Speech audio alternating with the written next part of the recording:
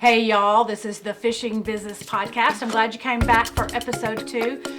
If you haven't watched episode 1, you might want to go back and watch that. That's with Keith Daffrin, who is the president of Vexus Boats.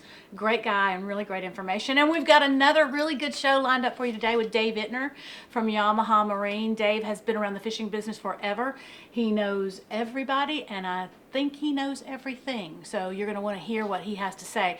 But before I got started, I wanted to sort of explain that while this is being recorded, we're in the middle of the COVID-19 coronavirus work from home, shelter in place, self-distancing time period. So a lot of people are working from home and being at home, and a lot of things have been canceled. So a lot of tournaments have been canceled, a lot of big events have been canceled, and I thought it would be interesting to take a look at how some of the top pro anglers are using this time to get closer to their fans. So because they're not out fishing, they don't have things to post in their Facebook or Instagram feed about their tournaments, which would normally be going on right now. So let's see what they are doing. I looked at Gerald Swindle. Of course, you'd know he'd be the first one because he's always got great content. But he did a turkey hunting video, which is always entertaining. And I love the way he's showing a different part of his life and a different passion that he has to let his fans get to know him better and get to know more about him. And he also did a boat tour, which is or he shared a boat tour, which was I think really really good. Brandon Polinick was shared a video in El Salto, Mexico. Don't we all wish we were there?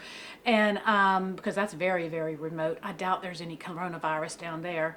But anyway, he showed a behind the scenes video of his trip bass fishing down there. He also shared a GoPro video, which is with a chesty, the chest mount of him trying out a new bait, which is probably a little bit more traditional of what you see a lot of in Facebook and in your social media streams, but Brandon always does a great job with that. So again, I'm just encouraging you to think outside the box and get creative about what you post in your social media.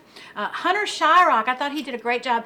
He actually posted a video clip of him on the Bassmaster Classic stage telling a funny story, which was different from everything else we're seeing right now. And it was a really funny story about him forgetting to wear his pants on the last day of the Bassmaster Classic. If you watched that coverage, you might remember that story, but that was really funny. I loved that. And then also Bill Lowen did a live video where he took questions from fans about how he organizes his boat, which was really interesting because that's an important thing. And the pros, a top pro like Bill, he's got some things to share there.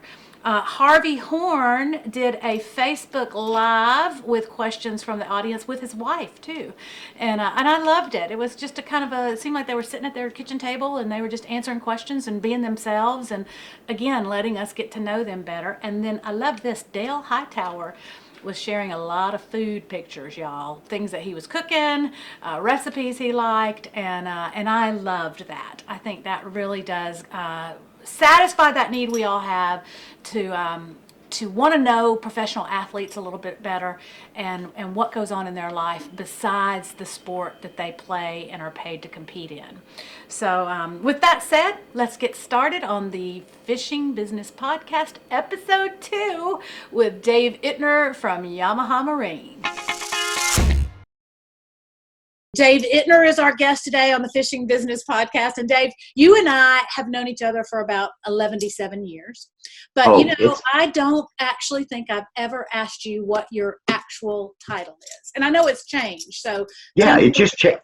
Right. It just changed in January. I accepted a new position at Yamaha. Previously, for the last 12 years, I've been their tournament sponsorship and pro staff manager. And an opportunity came in that I could not say no to. So now I am the senior specialist for fleet logistics, which covers a broad spectrum, but it's pretty much a lot of the activation that we do, whether it be in boat shows, in-water demo tour, all different types of events and product previews and stuff. So I'm basically pulled in to where I have the best expertise. Right. And I'm excited to be a part of a new team.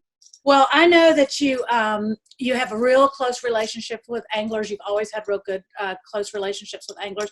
Are you still using pro anglers in that role that you're in now? I would think you do, sort of. Oh yes, oh yes. I've got both on this fresh and saltwater side. Matter of fact, I was just talking to Roxanne earlier today, and we were going through the master list that we have and highlighting the ones that, for each month, if you will, for what we're going to be doing. Yeah. And yeah, I've had a very close relationship for ooh, I'm going to date myself.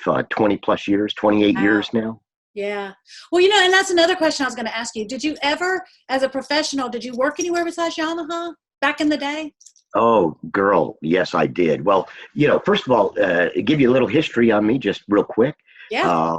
I grew up in Michigan, and I spent my summers at my grandfather's cabin on Oh, Lake I love Huron that. in Harrisville, I love and that.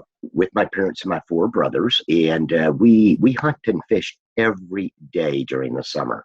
I've been married to my beautiful wife Belinda for 39 years, coming Wow. up on 40 this September. We And have you two got married boys. when you were 12. Yeah, oh, thank you.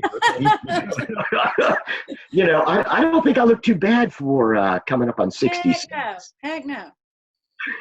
But we have two boys, Christopher, and he's married to Andrea, and we have one grandson, Aiden, who's 3. They work. He works for Publix Corporation and lives in Lakeland, Florida. So we get to see some sunshine.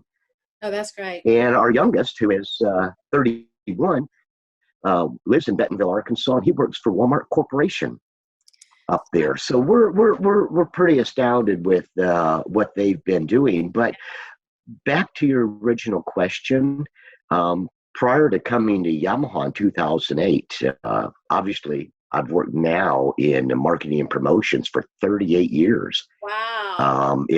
It's taken us to Norway, Sweden, Denmark.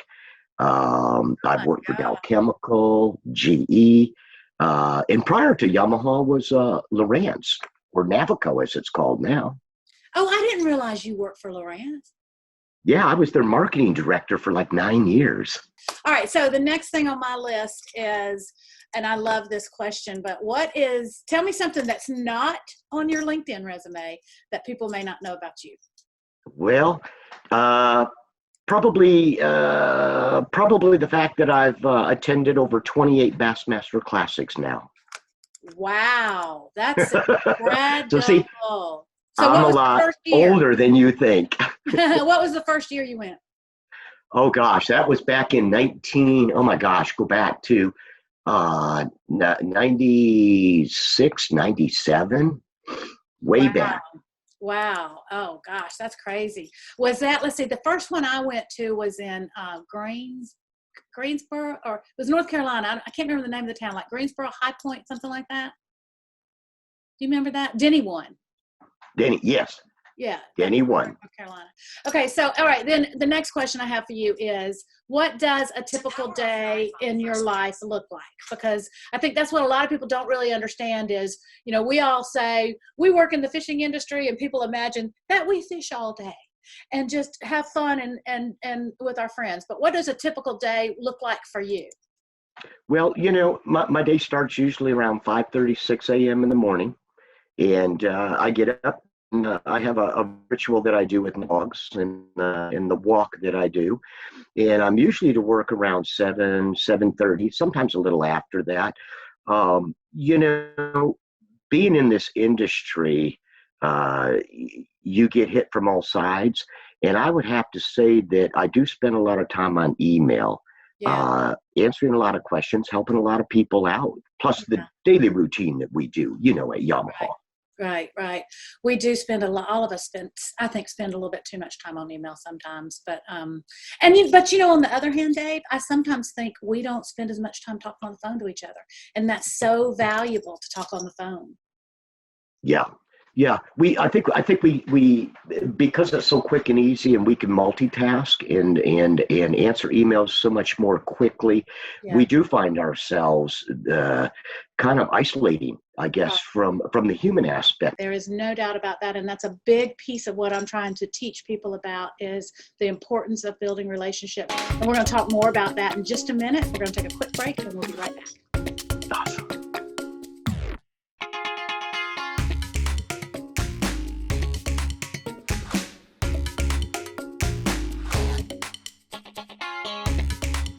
Okay, we're back on the Fishing Business Podcast, and today's guest is Dave Ittner, who works with the Yamaha Marine Group. And as I said earlier, we've known each other for, probably, 20, 25 years, something like that. We've known each other for a long time, and he's an incredible guy that knows a lot about marketing, knows everything about the fishing industry. So I'll start with this, because this seems like, to me, is one of the things that a lot of anglers care about a lot, aspiring anglers care about a lot, and maybe they're not quite as confident about, which is their social media, what to share on social media.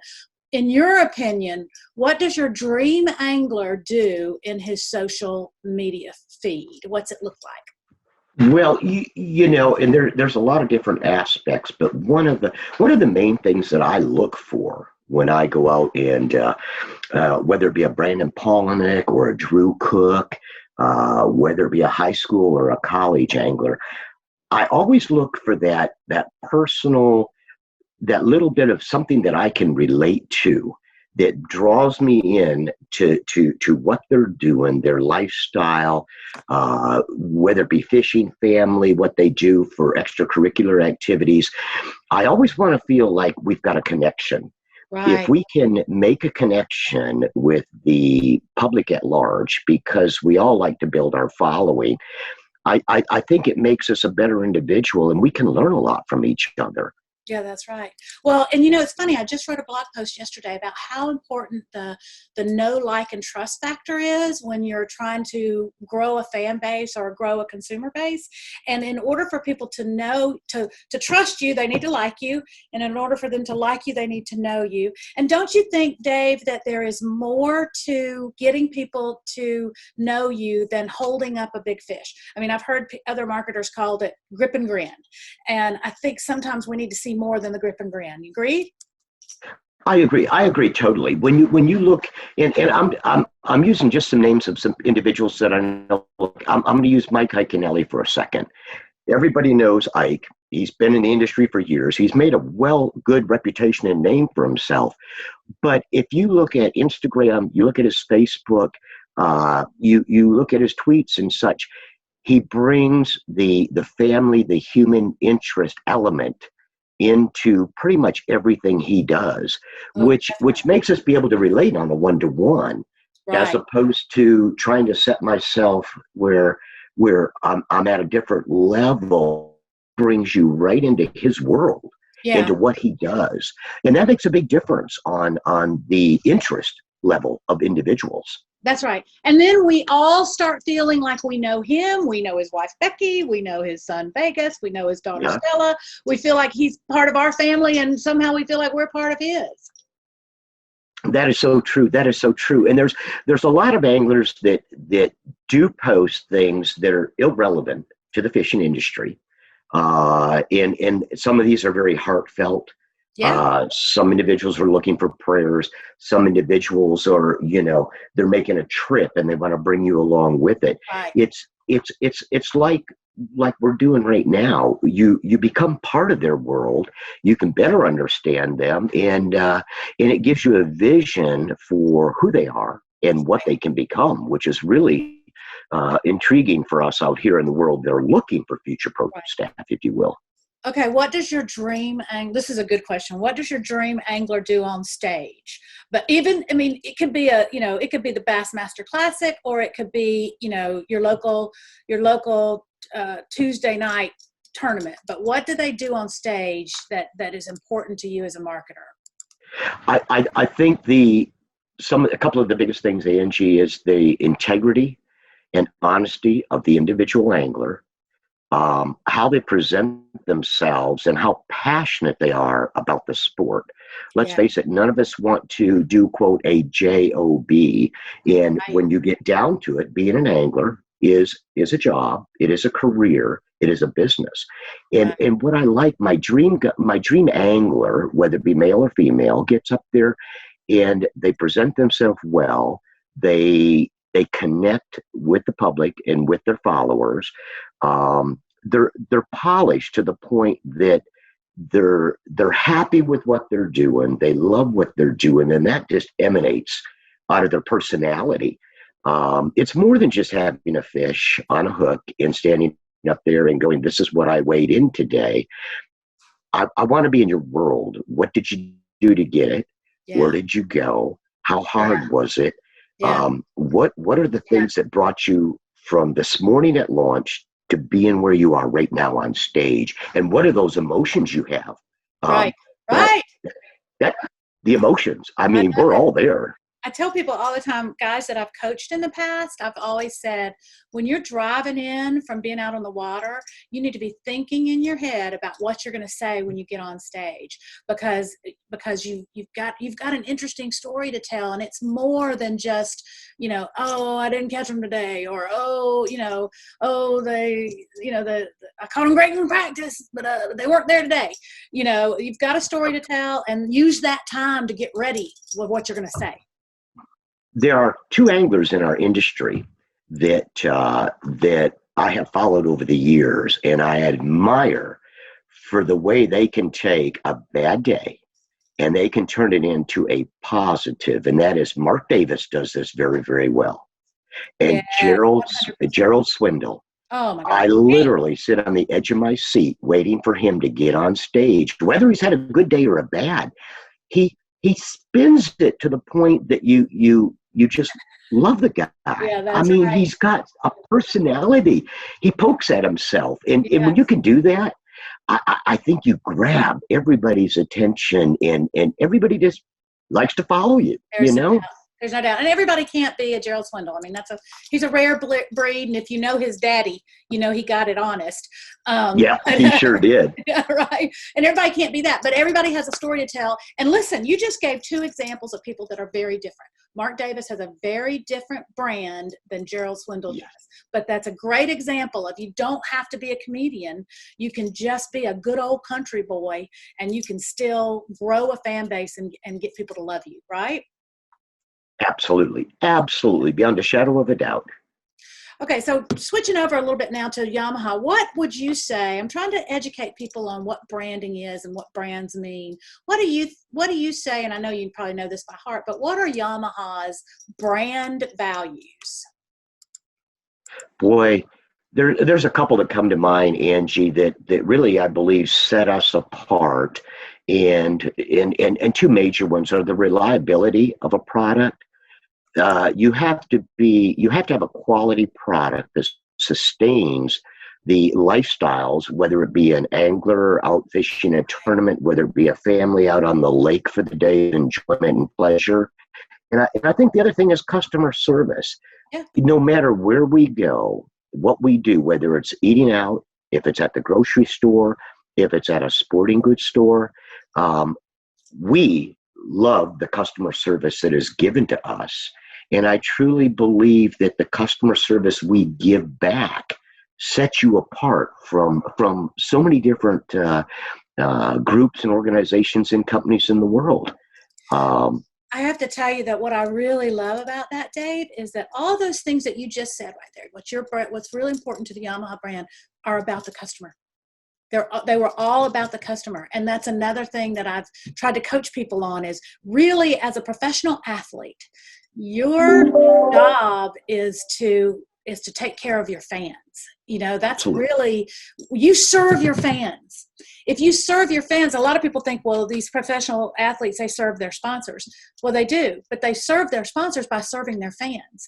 And your brand values definitely serve your customers. Same thing. So along those lines, if anglers are new to branding and marketing, they're just getting out there and trying to dip their toe in this water, what can they learn from, just like what I just said there? I kind of answered my own question, but can you expand a little bit more on what they can learn by looking at a brand like Yamaha and how you express your brand values? Well, I think there's a lot of learn, whether you look at any of the motor manufacturers, you look at the rod and reel companies. when you look at the branding and you see how they do it, you look at their commercials, you look at their ads, you look at everything that they put together on it. I think every individual has to be unique and find what that is that makes them stand out, if you will. One or two things, not a whole bunch. I think of Brandon Polinick, and when he started way back in the Federation days, and I remember he was on the Bass stage once, and an individual that had really helped him tremendously.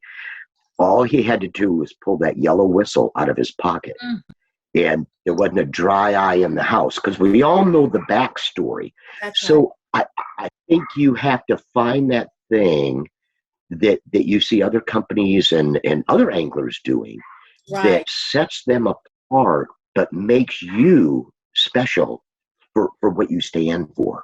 That's right. And I'm always encouraging people to watch what other people are doing. Don't try to do what they're doing, but try to synthesize that and process it to be what you can do individually, what you're strong at and what you're good at, right?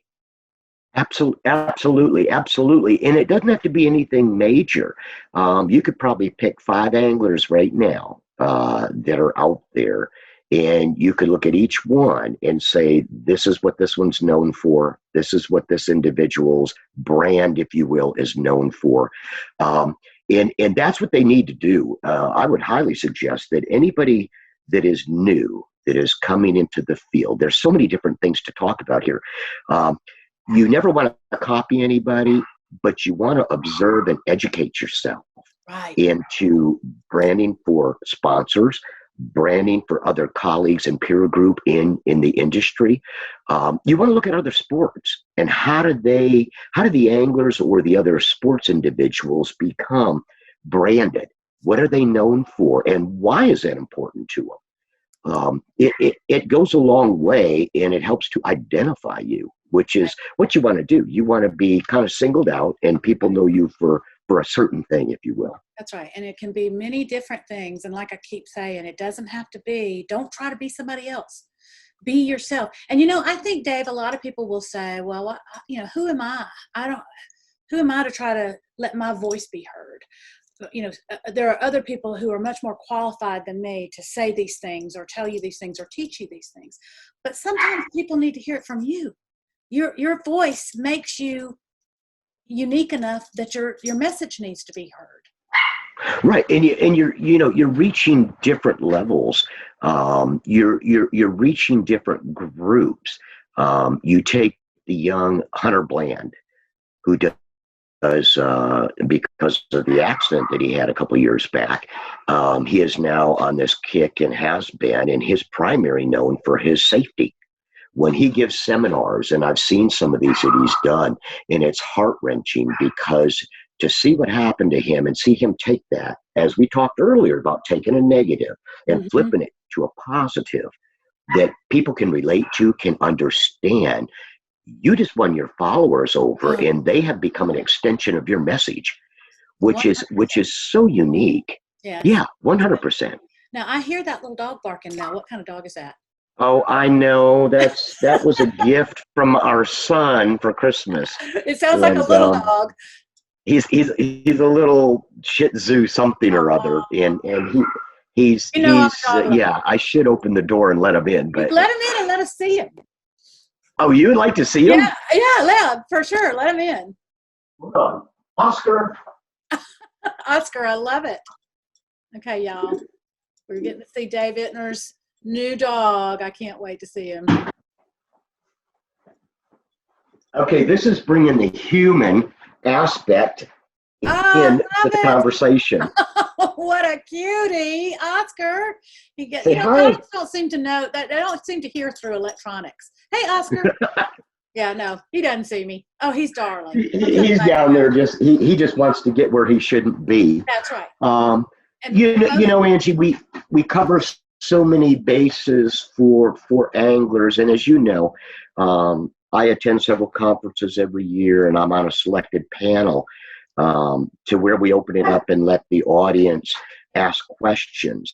And what's amazing is it never gets old to listen to the younger generation that aspire to be in the professional world, become a professional angler. And they always ask, and it's kind of flipped from where it used to Right. be, the handout. They used to Yeah. always say the anglers, this is their handshake. The younger generation coming in now, that's coming from high school, college, federation, whatever, I think they're beginning to realize that in order to promote themselves, they got to be able to promote their sponsors. Right. So what I'm seeing now is a lot of anglers, when they call me, and I get lots of calls and emails, like I'm sure a lot of the other corporations do. I've noticed that the attitude has changed to the point of, what I want to do is ask you about your pro staff, but what I want to know is, I want to explain to you what I can do for your company. Here are the things that I am capable of doing for your company, for sales, for marketing, etc. I'm seeing a big switch, and it's probably the learn, like we're doing here on podcast, and things that they're able to hear from other anglers, is that I need to portray myself, not only sell myself, but I need to be able to show you what I bring to the table, what value I can bring to you, your company, and your team, which is a real refreshing thing to see out there in the marketplace these days. Well, I'm so glad, Dave, that you're seeing that, because I am hearing from other friends in the marketing business who say they're inundated with people who don't understand that they need to provide a value for sponsorship. So it's good to know that they are out there and they are understanding that they need to have that, to provide a value, because that's really what it's all about in the end. Just like you said with Yamaha Marine, you're providing a value to your customers, and anglers are providing a value to their sponsors and their fans. Right, absolutely, absolutely. And when they come to the table with something of that nature, where they're telling me, I get on the phone and they say, I'm, John Doe, I'd like to be a part of your pro staff, and here's the reasons why. And the minute you can tell they've done their homework. They talk about our reliability. Mm-hmm. They go ahead and talk about our customer service. They talk about what they've seen and heard in the marketplace. And because of that, they want to be associated with and become an extension of your sales team, of your marketing team. I mean, and I know there's not, out of 100, there's probably 25 or 30 that approach it that way. But it's, like I say, it's refreshing to know that we, in all the years that we've been out there, we're making an impact on them. They're That's right. listening. That's they're right. they're learning from us. I love it. That's so great. And so then that's kind of, what you see guys doing right. Tell me what you see guys doing wrong. Oh, I see the guys that, and I've had these calls, and I'm sure you've been around where you've had these calls too, where you get the individual that calls up, I want to be on your pro staff, but here's what I need. I need this, this, this, this in Right. order to do it. And I'm always backing up and say, okay, let's start from the beginning. I want to learn why you became involved with fishing, who taught you, what brings you to this point? What have you, was it your grandfather, your father, your brother, your mother? What was it, an aunt and an uncle? What got you into fishing? And why is it so important to you to get to this level? Right. And as anything, you've got to earn it. I mean, I've earned what I've got. You've earned what you got. Nothing is just handed over, because the minute it is, the value of not only what you're giving, but the value of the individual begins to get lost. Agreed. And my dad has always taught us that if you work and pay for the things you want, you'll take better care of them than if they're just given to you.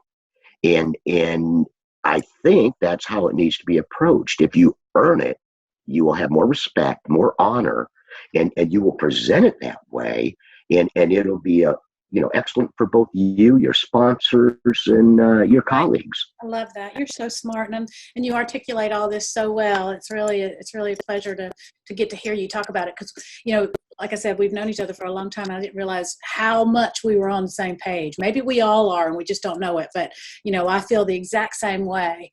Okay, so here's another thing that's a good question for you, especially, is if somebody is new, they're out of college, and they want to get into this, and they want to maybe have goals to be a big time pro at the highest level, or maybe they're just a regional guy that wants to, supplement his expense outlay to be a fisherman with some, True. with some help and sponsorship, but they don't know anything about, the business of fishing and how it works. How do they get that knowledge if they don't know me and they don't know you and they don't know anybody that works in the business of fishing? How do they figure that out, Dave? Wow. Loaded question, Angie. I know. Because there's several routes you can take. I think first of all, I think you got to start from the beginning. You got to educate yourself to know what questions to ask. So the best way to do that is to look the history of fishing. Let's say I've got a new angler who's never been exposed to it, but just thinks, you know what? I've tried this avenue, and this avenue, and I think what I want to do, because I've only seen one, but I've seen one tournament, and I've watched a weigh-in, and it got me so excited and so thrilled. I want to be a part of that. I think they need to take a step back and educate themselves in what it's all about. One thing that's detrimental to every one of these anglers coming into it, and I've always taught this, is when you become a pro, you have to understand it's a business. Absolutely. It's not just a lifestyle. It's not like when my granddad used to take us out on the boat, we'd drop a line in, catch a few perch, and we'd come back and cook them. If you're going to go into this professionally, number one, you still have to have your degree. You have to be educated. And I'll have to honest, probably 90% of my entire pro staff has got a 4-year degree in something, whether it's biology, fisheries, or whatever. You got to have a backup plan. But if you're going to get into this, you have to sit down and outlay it like a business. Right. Because you've got your profits and your losses. You've obviously got expenses that, as we well know, those can run pretty high. You got to have a bank sitting over here. So as we're going through right now, tournaments begin. So you're not fishing. The chance of getting a check is not there. You can't go into this as a dream, which is what really shocks a lot of the individuals coming into this for the first time. My goal is to fish, to win a tournament, become rich. Right. Well, you're going to fish, and you're going to fish a lot of tournaments. But you got to understand, there's 140 guys fishing that same tournament. The chances of you and the percentage and the odds are you're not going to win that big check the first time and walk away and live the easy life. I look at anglers that you and I have been around for 20, 25 years that have seen the highs and seen the lows. So they have to educate themselves, set it up as a business, build yourself a foundation before you step off that ledge, and we've seen it happen many times. I tell this story that happened to me real quick, Angie, about 15 years ago, and it was heart-wrenching. I mean, I still get emotional. I had an angler that I'd known for years who called me up and said, Dave, when do I need to stop? And I said, what do you mean? He goes, when do I need to stop? When do I throw in the towel? And I said, I'm not following you. And he said, I'm having issues at home. I'm having issues with my kids. He said, I'm maxed out on 3 credit cards. He said, I'm about to lose my house. And he was going through this whole thing. And I'm just in like shock, because I had no idea on the surface this was the situation for this individual. And he had been out there for years. And I said to him, the first time you pulled that credit card out to put anything on that credit card that you could not pay off in 30 days is the day you should have stopped. I said, you're about to lose your wife, your family, your kids, your house. I said, everything you've worked for that you cherish is about to go away because of your self-centeredness and wanting to be like this guy over here making the money that he's making. And I said, you need to go back, get a real job, take care of your wife, your family, your house, save it all. And I said, bank away. It's a business. Bank away till the day comes when you look at your wife and your family and say, you know what? I've got enough to go out for a year and do this. If I'm successful, excellent. If I'm not, I can fall back on it. It was about a 4-hour conversation with him.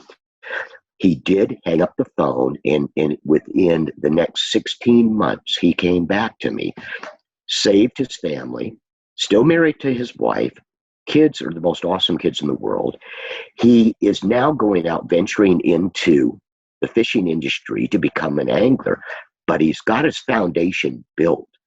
And he said, those were the best words in the world when you said the minute you had to pull that credit card out for the first time, you should have went and got a real job and taken care of your family. And I think we lose sight of that. Our dreams and aspirations are over here. Reality is over here. Right.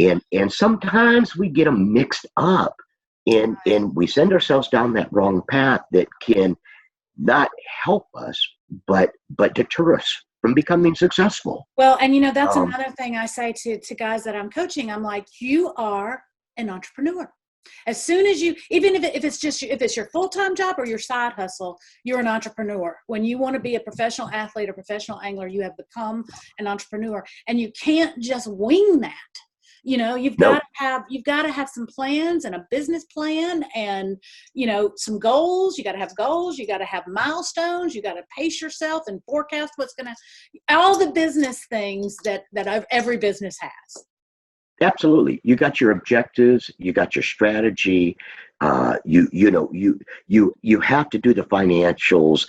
It's like any business of any type. You've got to structure it in that fashion and always know where you are so that you don't end up falling in that trap, and then your future is totally changed. Right. Totally. I get it. All right. I'm going to take another quick. This is another good place to take a break. My phone's ringing off the hook. Sorry. Oh, God, I can't stop it. Sorry about that. I'm going to get better at this. This is my second podcast, so I'm going to get better at this. I think you're doing great. But we're going to take a break. We'll be right back with more. We're going to wrap things up with Dave Ittner and get some more great words of wisdom from him. Stand by.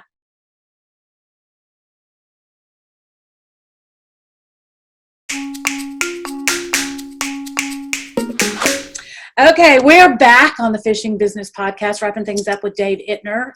Dave, as I've said before, is marketing really genius, has been around the fishing industry forever and knows everybody and just about everything, I think. And so before we wrap things up, Dave, I did want to ask my three or four little questions here, kind of rapid fire.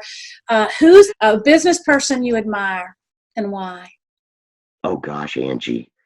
There's so many individuals I look up to in my career, from the days when I worked at the Weber's IGA in Bridgeport, Michigan, Oh, I love that. who taught me honesty and integrity and those basics that you need to go out into the business world, as to my colleagues in the industry right now.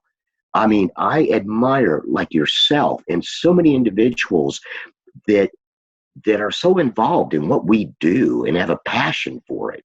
I could start naming off 5 or 6 individuals that have taught me so much and that I look up to, and I'd probably miss 2 or 3. Right. It's kind but those people that are passionate like us about our business, I admire them all. Right. Okay, then I'm going to throw a name out there, and I want you to tell me what you've learned from them, because it's somebody I admire a lot. It almost makes me emotional. Sorry. Dale Barnes. Oh, Angie, I've known, and I was going to bring his name up. You're gonna get me emotional now, and it's just because I've known Dale over 20 plus years, way back when in my Lawrence days. We've had a dialogue as friends, as business partners, as boss employee, if you will. He's one awesome individual. His honesty and integrity, that he talks the talk, walks the walk, and the support that he gives to the industry, to our company, to his employees is unheard of. I mean, and now he's on the board of the ASA and everything else. He continually gives of himself. Right. Which for me, just I would strive to be half of what he is. Right. And what he's done for this industry. I'm so glad to hear you say that, because Dale is somebody that I've kind of always put up on a pedestal. Obviously I've never worked for him, but I just admire him so much for all those qualities that you just talked about. I'm so glad to hear that somebody that works for Dale feels the same way. And Dale is he, what is his role? What is his title at Yamaha? He's our marketing division manager. Right. I mean, over all of the Marine Group marketing, all the different facets, from government relations to communications to video to everything. Yeah. One of the fairest guys that I've ever met on all levels. Well, that's what I've always admired about him. He is obviously brilliant, obviously, an incredible leader, but he's also humble. And he's also very, very caring. He's a very caring person, and I admire that a lot. Okay, I'm going to skip that next question I have for you because it's hard to answer. But is there anything that I should have asked you that I didn't ask you, Dave? If you were listening, you didn't ask me what I like to do in my spare time. Oh, let's get to that then, because I bet I know one of them is you like to get in the boat and take a sunset cruise with your wife, and I'm sure now with Oscar, right? I forgot I told you about that. Our Friday night cruise. Yeah, your Friday night cruise on Lake Lanier, right? Absolutely. And the weather's getting perfect and warm up, and now we can get the boat out. We can go out and do our Friday night cruise. That's right. That's how we connect. I think there's one thing that I truly enjoy doing that a lot of people know that I don't, is that I'm a keyboard artist. Oh, I did not know I play that. piano and I play pipe organ. Oh my God. Dave, if I had my way, I would play every night for 2 solid hours. Oh, that's wonderful. Okay, can I get you to do something for me? Will you record yourself playing and send it to me, and I'll put it on the tail end of this podcast, and that can take us out as you playing us out. I can do that. I can get it to you in the next day. I love that. See, and that builds the know, like, trust factor. We've gotten to know Dave a little bit better. We'll like him more. And of course, I already trusted you, but everybody else will understand that concept too now. Thank you, Angie. Awesome so podcast. I'm so proud of what you're doing and how you're helping our industry. And I'm so happy that I could be a part of it. Well, I appreciate you taking the time today, Dave. And I hope this social distancing ends quickly with a happy ending, and that we're all back out on the lake fishing soon. Amen. All right, Dave Ittner, once again from Yamaha Marine. Great guys, you can see there. He's just a wealth of knowledge. These guys that have been around for a long time are the kind of guys you want to listen to. All right, listen to them when they talk, y'all. And I know you did just then. Hey, like I've said before, I'm here for you. I want to do things that you think are valuable, so let me hear from you, man. Comment here. Give me a review.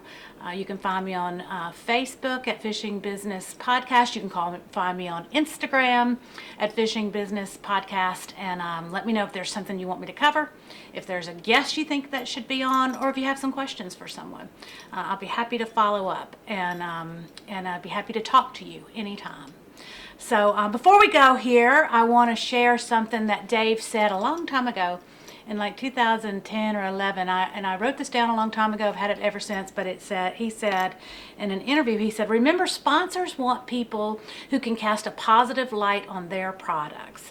Let your personality and your passion for the sport shine through, but be careful and avoid complaining, bad-mouthing, and excuse-making. Build a positive, uplifting, likable image for yourself, and you'll not only attract the right sponsors, but you'll also attract the right loyal fan base. And you know what, y'all? That's advice that we can use for anything, not only for becoming a professional angler or becoming a professional outdoors industry person, but really in life. Let your personality and your passion come through, and avoid complaining and bad-mouthing and excuse-making. Great quote there from Dave Ittner.